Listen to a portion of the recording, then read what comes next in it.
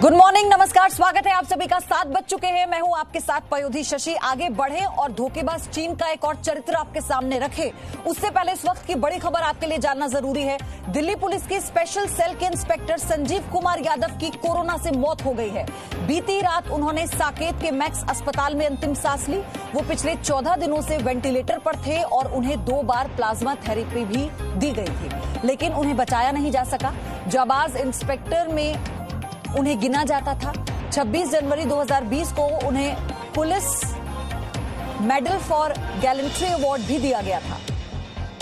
ये एक बड़ी खबर, दुखद खबर इस वक्त आपको हम बता रहे हैं। दिल्ली पुलिस की स्पेशल सेल के इंस्पेक्टर संजीव कुमार यादव की कोरोना से मौत हो गई है। वो बीते 14 दिनों से वेंटिलेटर पर थे। 2 बार उनकी प्लाज्मा थेरेपी भी हुई, लेकिन वो सर्वाइव नहीं कर पाए। उन्हें सांस लेने में बहुत दिक्कत थी और मैक्स अस्पताल में उन्होंने अंतिम सांस ली।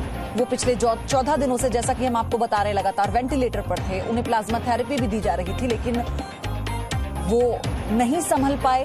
जाबाज इंस्पेक्टर में उन्हें गिना जाता था और अपने कामों को लेकर, देशभक्ति को लेकर कई बार उन्हें सराहा गया। और अब आगे बढ़ेंगे। नए भारत ने चीन पर एक अभूतपूर्व डिजिटल एयर स्ट्राइक की है। जी हां, ठीक वैसे ही जैसे 2019 में भारत ने पाकिस्तान के बालाकोट पर एयर स्ट्राइक और 2016 में पीओके में सर्जिकल स्ट्राइक करके पाकिस्तान को कड़ा जवाब दिया था। आप अपनी स्क्रीन पर 3 तस्वीरें देख रहे हैं जो नए भारत की 3 स्ट्राइक हैं।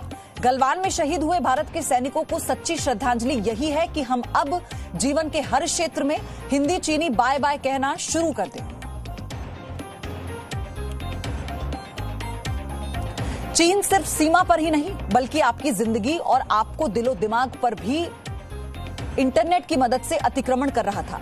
आप सिर्फ चीन में निर्मित मोबाइल एप्लीकेशंस का इस्तेमाल नहीं कर रहे थे, बल्कि जाने अनजाने में चीन की कंपनियों और वहां की सरकार को अपनी सभी निजी जानकारियां सौंप रहे थे। इसलिए भारत सरकार ने डिजिटल एयर स्ट्राइक करके चीन के भारत में टिकटॉक के 61.1 crore users, WeChat 40 crore users, SHAREit के और 40 करोड़ यूजर्स, यूसी ब्राउजर के 13 करोड़ यूजर्स, हेलो के 10 करोड़ यूजर्स और कैम स्कैनर के 10 करोड़ यूजर्स को खत्म कर दिया है।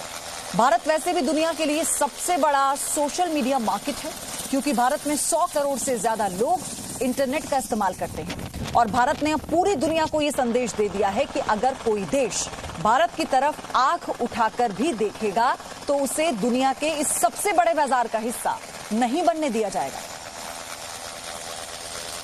जब से सरकार ने चीन के बहिष्कार की शुरुआत की है, तब से देश के लोगों की भावनाएं पूरे उबाल पर रही हैं। चीन के खिलाफ लोगों का जोश सबसे ऊंचे स्तर पर दिखा। इसलिए जी न्यूज आपको एक ऐसा मंच दे रहा है जिसके जरिए आप चीन के खिलाफ बिना बंदूक उठाए एक सैनिक की भूमिका निभा सकते हैं। जी हां, और आप यकीन मानिए कि अगर इस मंच पर भारत के 137 करोड़ लोगों ने एक साथ आकर अपनी आवाज उठा दी ना, तो इसकी गूंज न सिर्फ पूरी दुनिया को सुनाई देगी, बल्कि चीन युद्ध लड़ने से पहले ही घुटने टेक देगा।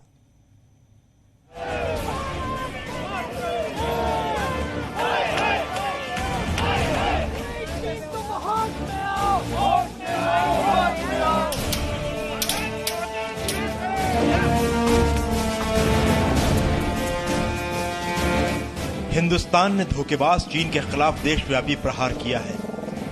चीन को शायद उम्मीद नहीं रही होगी कि भारत उस पर ऐसी डिजिटल स्ट्राइक करेगा, और एक साथ चीन के 59 ऐप बंद किया जाना तो अभी सिर्फ झांकी है।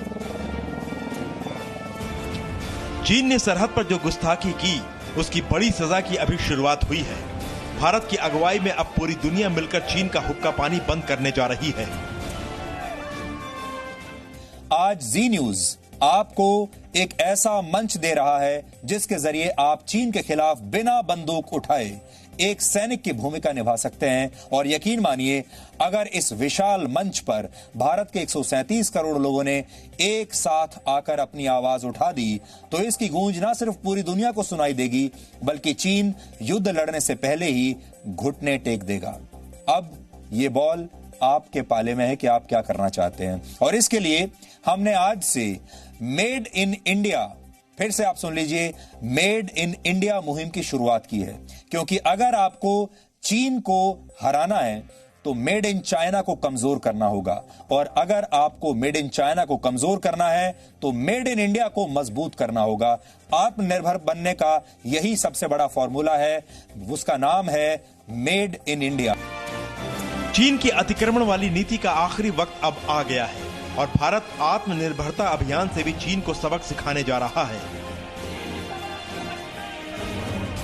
हम आत्मनिर्भर भारत के लिए दिन रात एक करेंगे। हम सब लोकल के लिए वोकल होंगे। इसी संकल्प के साथ हम 130 करोड़ देशवासियों को मिलजुल करके संकल्प के साथ काम भी करना है, आगे भी बढ़ना है। मोबाइल फोन ऐप्स के जरिए चीन के घुसपैठ पर अब भारत ने रोक लगा दी है। चीन पर हुई इस डिजिटल स्ट्राइक पर पूरा देश एक साथ खड़ा है।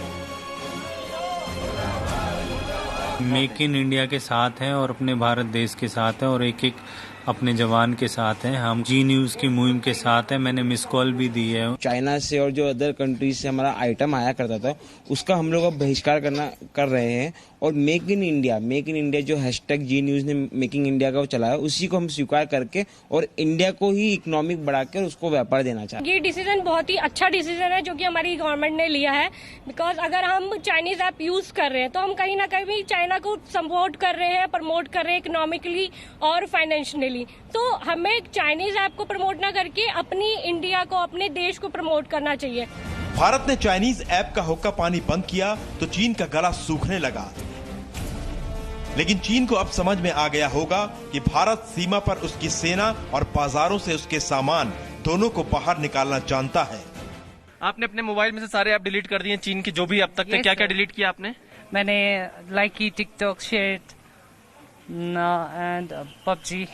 ये तीनों आपने डिलीट कर दिए, टिकटॉक, शेयर इट, पबजी। पहले तो बहुत ज्यादा थे और पूरा डिलीट कर दिए थे। दे रहा है, दुरुस्त है। मैं तो चाहता हूँ ऐप्स का चाइनीज हर प्रोडक्ट बंद कर दे और लद्दाखी ऑलमोस्ट कई सालों से ही चाइनीज सामान को निगलेक्ट करते हैं और हम चाहते हैं कि और भी चाइनीज चीजें बंद करें। चीन बस इतना याद रखे कि नया भारत उसे हर मोर्चे पर हराएगा। Bureau report, ji media. Presenting B News app available on Google Play and App Store. Download it now.